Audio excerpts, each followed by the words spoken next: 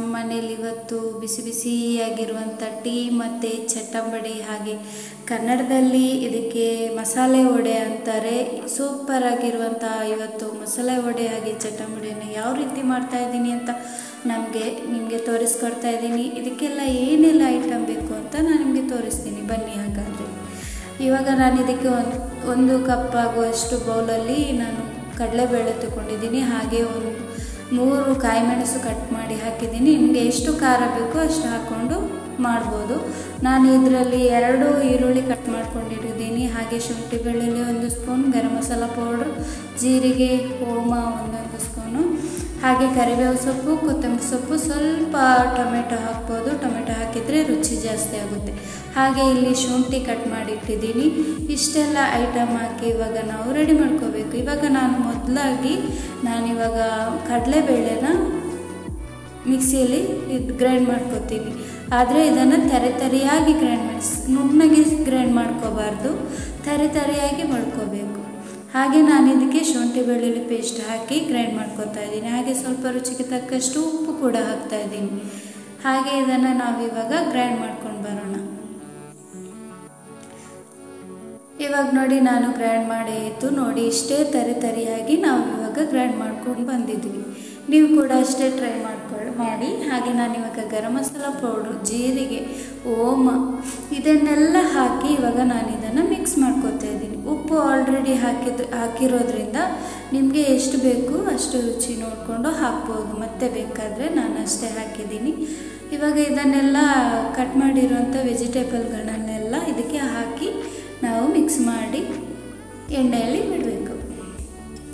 Okay, ಇವತ್ತು ನಮ್ಮ ಮನೆಯಲ್ಲಿ ಸೂಪರಾಗಿರುವ ಚಟ್ಟಂಬಡಿ ರೆಡಿ ಆಗ್ತಾ ಇದೆ. ನೋಡಿ ಎಷ್ಟು ಸಖತ್ತಾಗಿ ಕಾಣಿಸ್ತಾ ಇದೆ. ಇದನ್ನೆಲ್ಲ ಮಿಕ್ಸ್ ಮಾಡಿ ಆದಮೇಲೆ ಎಷ್ಟು ಚೆನ್ನಾಗಿ ಕಾಣಿಸುತ್ತೆ, ನೀವೇ ನೋಡಿ. ಓಕೆ, ಇದಕ್ಕೆ ಸ್ವಲ್ಪ ಆಯಿಲ್ ಹಾಕಿ ಇವಾಗ ಮಿಕ್ಸ್ ಮಾಡಿಕೊಳ್ಳುವ. ಚೆನ್ನಾಗಿ ಮಿಕ್ಸ್ ಮಾಡಿಕೊಳ್ಬೇಕು ಎಲ್ಲ ಕವರ. ನಾವು ಇದಕ್ಕೆ ಬಿಸಿ ಪ್ಯಾನ್ ಇಟ್ಟು, ಗ್ಯಾಸ್ ಸ್ಟವ್ಗೆ ಪ್ಯಾನ್ ಇಟ್ಟು ಎಣ್ಣೆ ಹಾಕಿ ಬಿಸಿ ಮಾಡೋಣ.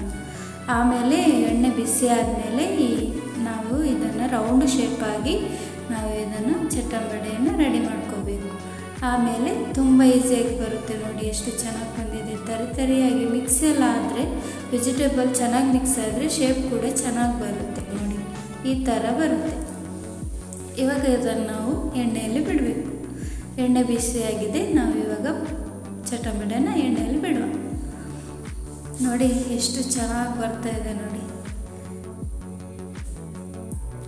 ಇದೇ ರೀತಿ ಮಾಡಿ ಬಿಟ್ಟರೆ ಆಯಿತು. ಸಂಜೆಗೆ ಸ್ನ್ಯಾಕ್ಸಿಗೆ ನಿಮಗೆ ತುಂಬ ಸುಲಭವಾಗಿ ಮಾಡುವಂತೆ, ಅರ್ಜೆಂಟಿಗೆ ಏನಾದರೂ ಬೇಕಂದರೆ, ಏನಪ್ಪ ನಾವಿವತ್ತು ತಿಂಡಿ ಮಾಡಿ ತಿನ್ನೋದು ಅನ್ನುವಾಗ ಈ ಥರ ಮಾಡಿ ತಿನ್ಬೋದು. ನೀವಿವತ್ತು ನಿಮ್ಮ ಮನೆಯಲ್ಲಿ ಪಕೋಡ ಮಾಡಿ ತಿನ್ನಿ. ಹಾಗೆ ನಾನು ಮಾಡಿರುವಂಥ ವಿಡಿಯೋನ ಕಂಪ್ಲೀಟಾಗಿ ನೋಡಿ ಸಪೋರ್ಟ್ ಮಾಡಿ. ಎಲ್ಲ ವಿಡಿಯೋಗಳನ್ನು ನೋಡಿ ಹೋಗಿ ಸಪೋರ್ಟ್ ಮಾಡಿ. ಓಕೆ, ಇವಾಗ ನಾವು ಬಿಸಿ ಪಕೋಡ ರೆಡಿ ಆಗ್ತಾ ಬರ್ತಾ ಇದೆ. ನೋಡಿ ಇಷ್ಟು ಕಲರ್ ಬರ್ತಾ ಇದೆ. ನೋಡಿ ಇವಾಗ ಒಂದು ಸೈಡ್ ಕಾದಿದೆ, ಇನ್ನೊಂದು ಸೈಡ್ ಕಾಯಲಿಕ್ಕೆ ನಾವು ಉಲ್ಟಾ ಮಾಡ್ಕೋಬೇಕು.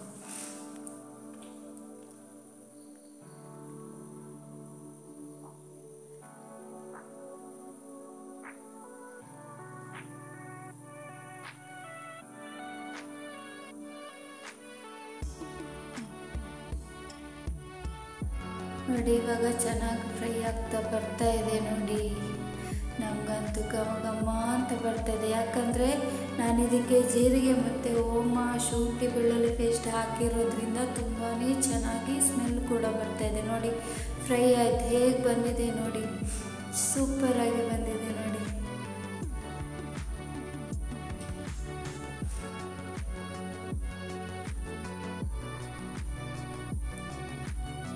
ನೋಡಿ ನಮ್ಮ ಇವತ್ತಿನ ಬಿಸಿ ಕಾಫಿಗೆ ಚಹಾ ಕೂಡ ಮಾಡ್ಬೋದು, ಕಾಫಿಗೂ ಕೂಡ ಒಳ್ಳೆಯದಾಗುತ್ತೆ. ನೋಡಿ ನಾನಿವಾಗ ಮತ್ತೊಂದು ಸಲ ಎಣ್ಣೆಯಲ್ಲಿ ಬಿಡ್ತಾ ಇದ್ದೀನಿ. ಇದು ಸೂಪರಾಗಿ ಬರುತ್ತೆ ಮಾತ್ರ ಫ್ರೆಂಡ್ಸ್. ನೀವು ಮಾತ್ರ ಟ್ರೈ ಮಾಡಿ. ಹಾಗೆ ನನ್ನ ಚಾನಲ್ನ ಸಬ್ಸ್ಕ್ರೈಬ್ ಮಾಡಿ, ಲೈಕ್ ಮಾಡಿ, ಶೇರ್ ಮಾಡಿ, ಕಮೆಂಟ್ ಮಾಡಿ. ಇದೇ ರೀತಿ ಸಪೋರ್ಟ್ ಮಾಡ್ತಾ ಬನ್ನಿ ಫ್ರೆಂಡ್ಸ್.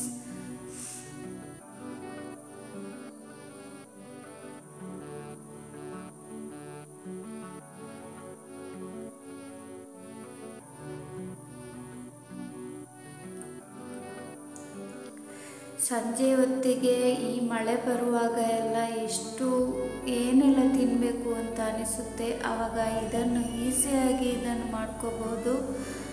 ಓಕೆ,